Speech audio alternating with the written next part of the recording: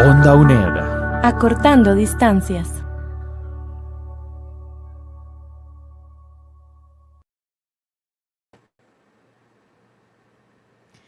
Welcome to this special coverage of the 5th English Teaching Congress of the Northern Region in Costa Rica. This Congress is organized by Ministerio de Educación Pública, Universidad Estatal a Distancia, Universidad Nacional, Instituto Tecnológico de Costa Rica, la Escuela Técnica Agrícola e Industrial, Universidad Técnica Nacional, and Instituto Nacional de Aprendizaje. My name is Michelle Ramirez, and I will be your host today. Joining us in this space are the following specialists. We have Emily Thrush from the University of Memphis, Marlon Pérez Pérez from Tecnológico de Costa Rica, and Cristian Solano Solano from the Ministerio de Educación Pública. Thank you and welcome for being here today. Our presenters today were part of the thematic block Empowering Teachers Through Technology, Digital Tools for Classroom Efficiency, and Communicative Language Teaching. Today we want to focus a little bit on what you guys worked during the workshop that you were given at the Congress. So for that, we're going to start with Emily here today. Welcome. How are you, Emily? I'm fine. Happy to be here. Thank you. Thank you for joining us today. Emily, a question. How can teachers translate real-world career-oriented communicative tasks into daily classroom activities, to build confidence with mixed ability groups? That's a great question. It is what I'm talking about here. And one of the things is that for many years I taught technical writing to engineering students. Okay. I've taken some of the assignments there and translated them into activities that can be done with students from a very low level up to the highest proficiency. For one thing, I bring in objects like a staple puller or something and have them write a technical description as if they developed this and they're proposing it to their company to make it. But my favorite assignment is the instructions, because instruction writing is very important in many fields, and it's more difficult than people think it is. So I do it with Legos, and I give them each a bag of Legos, and they build something with it. It doesn't have to be a real thing. Okay. And then they write instructions for making the same thing, and they give the Legos and the instructions to another group. Those students then try to follow the instructions to build the same thing. And so they have a real audience. So it's not just me saying that step isn't clear. The other students are saying, we don't know what piece this is. You didn't describe the piece. We didn't know how to put it in. My students did this just last week. And so they have a real audience. They get real feedback on whether their instructions were clear or not. But when you ask about mixed abilities, there are many ways to group students in class. And so one way is to group them by proficiency and give either different assignments or different expectations to the groups who are higher in proficiency than the lowers.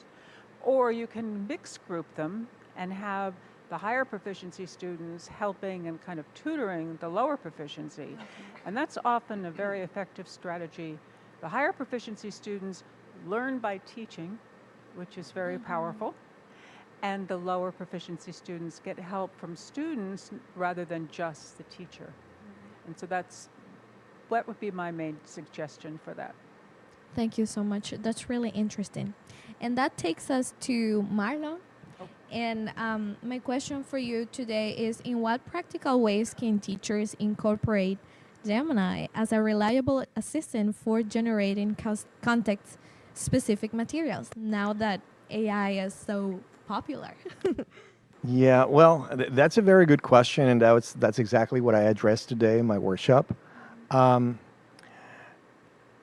Again, as I was mentioning to the participants in my workshop, Gemini is like having a student assistant. Let's say a graduate student from the University of Memphis coming here and is going to be your assistant for the whole year, and is going to be there to help you with all of the different things that you need. For your lesson planning, for your creation of rubrics, for learning activities, for creating different activities for different levels of students in the same group. And that's exactly what Gemini can do for you. And the key, and not just for Gemini, for any Gen AI, the key is prompt engineering.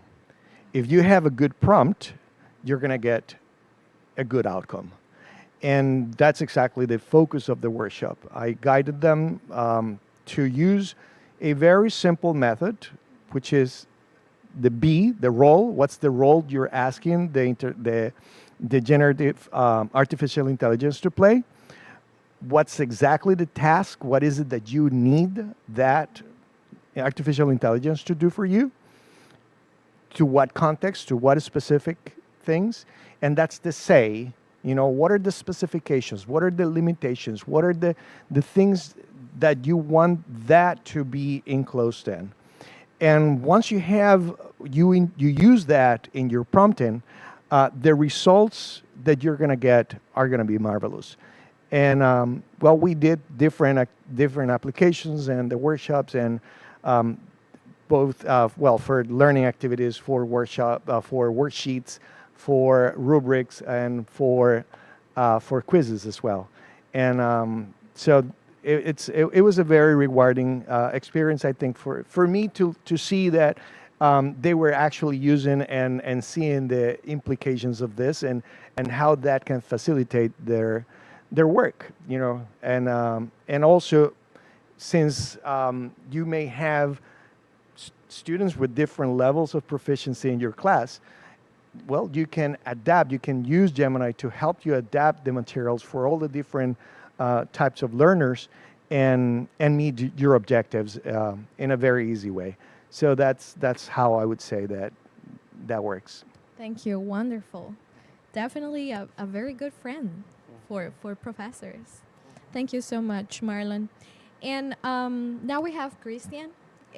Christian, how can teachers embed storytelling-based strategies into everyday lessons to support students' emotional well-being? Well, actually, we were talking today in the morning about how powerful storytelling is, not just for the teacher, but also for the students. I mean, when we are telling stories, we release certain hormones like oxytocin, dopamine, endorphins. Okay, and it produces an effect on the brain of the students that is great. Okay, they become more creative. They also have better memory. You create a bond with your students, which is great, and we really want that in our classrooms, especially these days that the society is not in a very good condition. We know that a lot of things are happening out of the classrooms. And, well, as teachers, we have the opportunity to create a lot of with storytelling. I mean, any story that you can use for your class with a specific purpose could be transformed in any activity. It could be a listening activity, it could be a reading, it could be a role play. You can do a lot of things with the storytelling. And teachers, they need to use their creativity. And nowadays, as Marlon was mentioning, we have Gemini, we have ChatGPT. So you can take any story that you want to share with your students and transform it in a ludic activity, in something meaningful for the kids, and something that is going to help you through the process of teaching students and acquiring a new language. I mean, storytelling, for me, is one of the most powerful tools that we can use at teaching. And especially because we are storytellers by nature. We're always telling stories. And if you don't believe me, as a kid that had forgotten his homework at home, he will invent wonderful stories about it. Wonderful stories about it. And basically, what we have to do is to think about how to use those activities those stories in meaningful activities for the students. And I really consider that you are going to enjoy your class, and your students are going to enjoy your class as well. Because if you don't enjoy what you're doing, if you don't enjoy what you are receiving in the class, you don't learn. That's very true. Thank you so much for being here today, and thank you for sharing your knowledge and experience with us today. Thank you so much for joining today to the 5th English Teaching Congress of the Northern Region in Costa Rica. On behalf of the organization committee, we invite you to watch or to access to the different interviews posted in Onda UNED's YouTube channel. Thank you. Thank you guys for coming today. Wait a second. No, it's yours.